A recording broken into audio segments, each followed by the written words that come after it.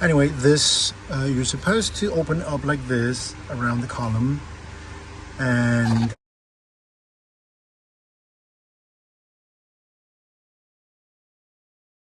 I will show you how it actually clips under the steering column in the original clip.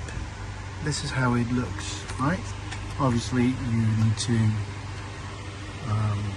push it upwards or downwards. It depends on how much room you've got here. It's under the column, it's around the column. Now you just need to push one side into the channel of the clip, and then you just push the other side in and push in. There you go, like so.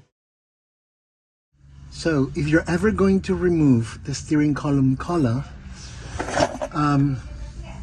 you will need to remove the trim here, which is the cover that goes between the collar and the dashboard.